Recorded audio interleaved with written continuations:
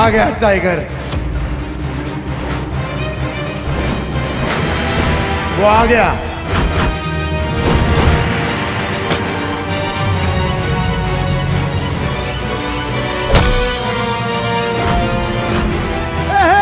ये 5 मिनट में खाना डिलीवर करने वाला तुम्हारा बॉय नहीं, ये 5 सेकंड में मौत डिलीवर करने वाला डॉन है, डॉन, जिसको तुम लोगों ने एक मामूली डिलीवरी बॉय समझा। हमारे किंगडम का मालिक है वो, मालिक।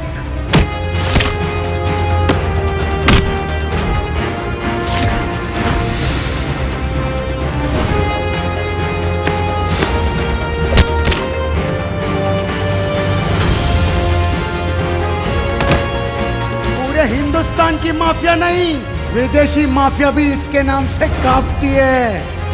ये टाइगर है, टाइगर।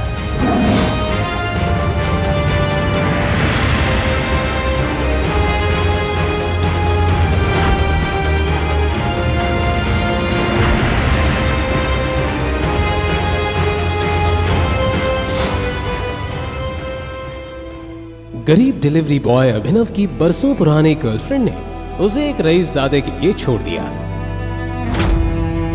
फिर क्या था, प्यार में हारा अभिनव बेचारा दारू पीकर चढ़ गया जमीन से 50 फीट ऊपर बिल्डिंग के टेरेस पर।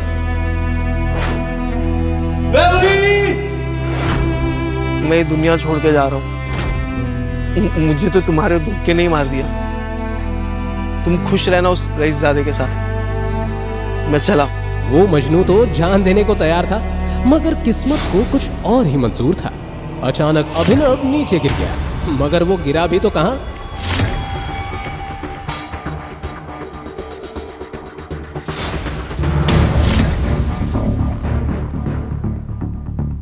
लड़की का बिस्तर, ये भगवान, यहाँ पे कहां से आया? जी हाँ, उस टेरेस से गिरकर अभिनव पहुंच गया था शहर की सबसे खूबसूरत और रईस लड़की अनन्या के बिस्तर पर, जो उस वक्त चैन की नींद सो रही थी। मगर जैसे ही उसकी नींद खुली, कौन है तुम? और मेरे बिस्तर पे क्या कर रहे हो? मैं तो कुछ नहीं जानता, मैं कहां से आया, मुझे तो उसकी समझ में नहीं आ रहा है। मुझे तो लग रहा है मैं भी एक सपना देख रहा हूँ।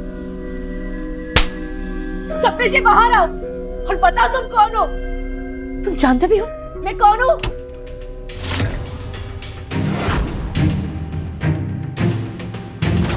ओह माय गॉड, ये सब क्या चल रहा है बहना? ये भिखारी तुम्हारे बेडरूम में क्या कर रहा है? रंग रलियां बनाई जा रही हैं। सनी, तुम यहाँ क्या कर रहे हो? वैसे सवाल तो मुझे करना चाहिए बहना, कि ये फटे हाल सा बंदा तुम्हारे बेडरूम में क्या कर रहा है? देखो भाई, मुझे तो खुद भी नहीं मालूम मैं यहाँ कैसे आया। मुझे सिर्फ इतना है कि मैं टेरेस पे था। फिर चुप करो, अभी पुलिस आएगी ना तो सारी सच उगलवाएगी तुमसे। ना ना ना बहना, पुलिस से कुछ ना कहना। शायद भूल रही हो आप सिंह परिवार की मर्यादा। सिंह परिवार के सारे फैसले एक इंसान लेता है, द ग्रेट किंग हरदेवपाल सिंह, यानी कि हमारे पूजनीय दादाजी। दादाजी का नाम सुनते ही अनन्या के माथे पर पसीना आ गया।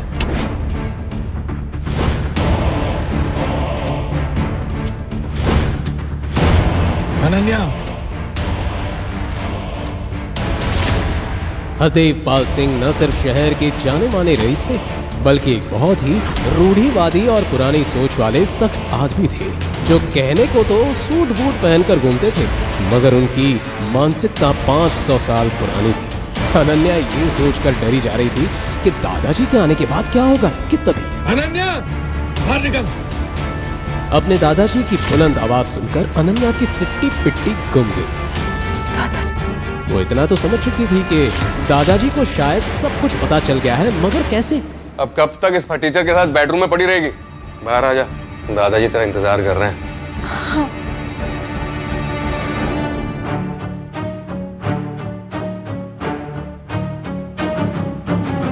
अरे अरे अरे, आप कहाँ जा रहे हैं भैया? सुनो, बड़े बुजुर्ग सच ही कहते हैं कि दारू सेहत के लिए हानिकारक होती है। अब देख, तेरी दारू आज तुझे कहाँ ले आई? और मेरी बहन को मेरे दादाजी के गुस्से से कौन बचाएगा? और तू साले डिलीवरी बॉय, तेरी तो ऐसी की तैसी हो गई।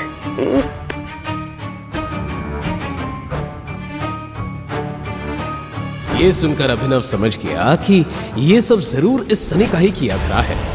टेरेस से नीचे गिरकर शायद अभिनव बेहोश हो गया होगा और उसी बेहोशी की हालत में सनी ही उसे यहाँ ले आया होगा।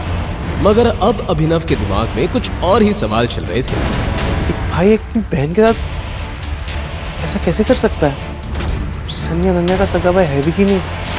जहां अभिनव के मन में चल रहे थे ये सवाल, वहीं हरदेव पाल सिंह ले आए एक बड़ा पौधा। कदमजली, तेरी इतनी हिम्मत जो शादी से पहले एक लड़के से संबंध बना रही है। शर्म आती है मुझे तुझे अपनी पोती कहते हुए। दादाजी मेरा यकीन मानिए, मुझे नहीं पता ये लड़का कौन है। झूठ मत बोल, सब पता है, समझ रही है तू? ये मेरे माँ बाप की गलती है। अरे तुझे पढ़ाया लिखाया, बिजनेस भी करने दिया तुझे, इसलिए तू एक सड़क छाप लड़के को अपने कमरे में ले आई। हरदेव पाल ने अभिनव के हाथ में कुछ ऐसा देखा जिसे देखकर वो चौंक गए।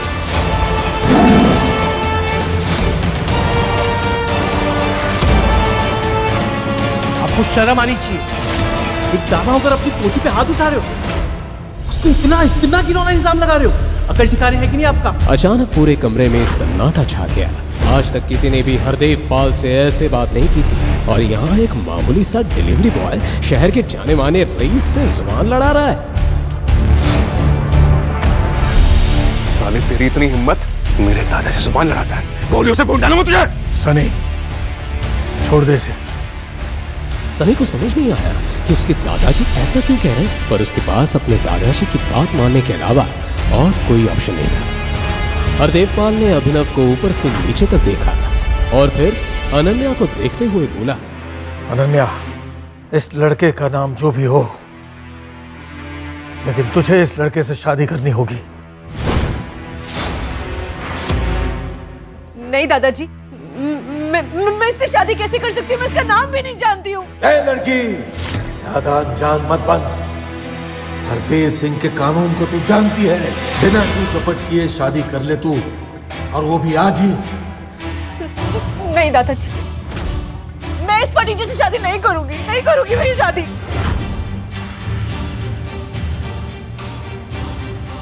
तो ठीक है सनी, अपनी बहन को फार्म हाउस ले जाओ, जिंदा कर दो उसे। ये सुनकर अनन्या सिहर उठी। वो जानती थी कि जो हरदेव कह रहा है वो करवा भी सकता है, क्योंकि इससे पहले भी सिंह खानदान में जिस किसी ने भी हरदेव पाल सिंह के कानून की खिलाफत की, उसका यही अंजाम हुआ है। अनन्या भी अब अपने दादा के सामने लाचार हो गई थी। वहीं अभिनव जानता था कि अगर उसने अनन्या से शादी नहीं की तो एक मासूम लड़की उसकी वजह से अपनी जान से हाथ धो बैठेगी। फिर क्या था, 1 घंटे के अंदर ही उसी हॉल में अनन्या और अभिनव की शादी हो गई। शादी की पहली रात अनन्या की जुबान पर बस एक ही सवाल था। नाम क्या है? अभिनव, बट मेरे पापा मुझे प्यार से जो भी बुलाते हो मुझे फर्क नहीं पड़ता। और हाँ, एक बात ध्यान से सुन लो कि शादी शादी नहीं, एक मजबूरी है। भले दुनिया के लिए हम पति पत्नी हैं, पर इस कमरे में हमारा रिश्ता सिर्फ 2 अजनबियों का है। अभिनव भी जानता था कि महलों की रानी अनन्या का उसके जैसे डिलीवरी बॉय से क्या मिले, पर वो ये नहीं जानता था कि अगर भगवान ने उन दोनों को मिलवाया है तो उसके पीछे कोई ना कोई कारण जरूर होगा। आज मेरे दोस्त अकरम के जन्मदिन की पार्टी है और अनन्या, तुम उस पार्टी में हमारे नए दामाद को अपने साथ लेकर के जाओगी। वैसे तो अनन्या उस पार्टी में नहीं जाना चाहती थी, मगर दादाजी का हुक्म टालना उसके लिए नामुमकिन था। मजबूरी में अभिनव को भी अनन्या के साथ जाना पड़ा, मगर वहां उसका सामना उससे हुआ जिसे देखकर वो पूरी तरह से चौंक गया।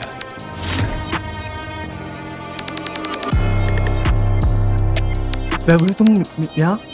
जी हाँ, अभिनव के सामने खड़ी थी उसकी वही एक्स गर्लफ्रेंड वैभवी, जिससे प्यार में धोखा खाकर अभिनव टेरेस पर चढ़ गया था।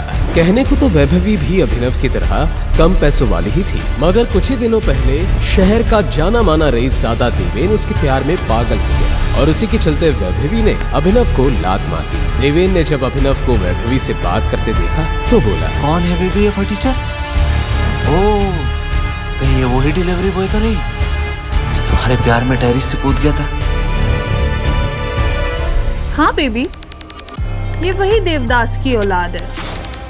जरूर यहाँ डिलीवरी करने आया होगा, है ना?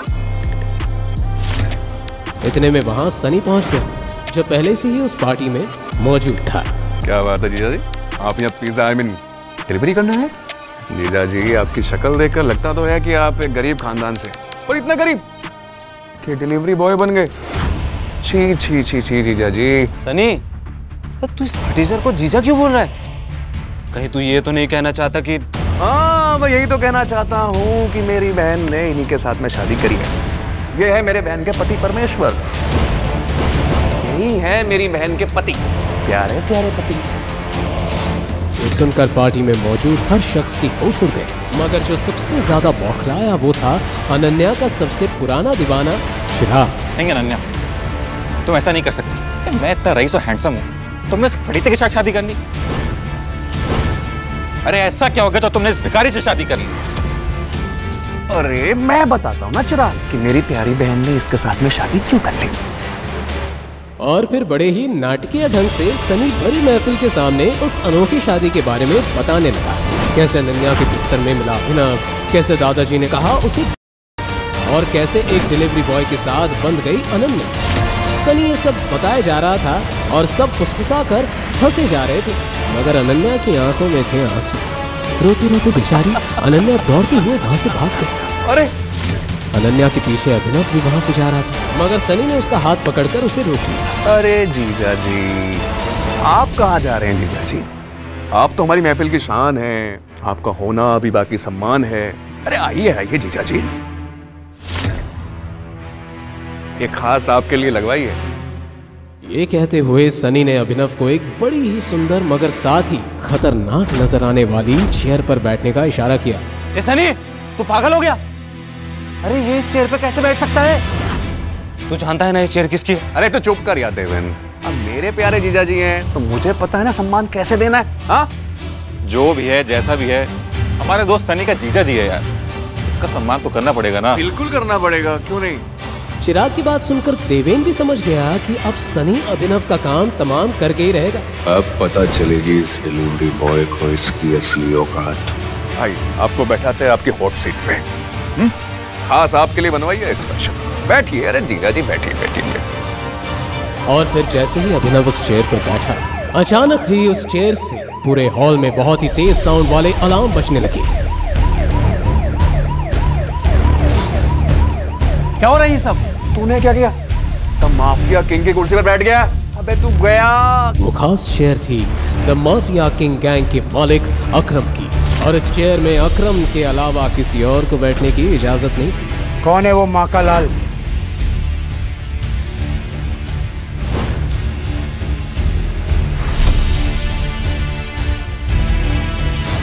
जिसने माफिया किंग की कुर्सी पर बैठने की हिमाकत की?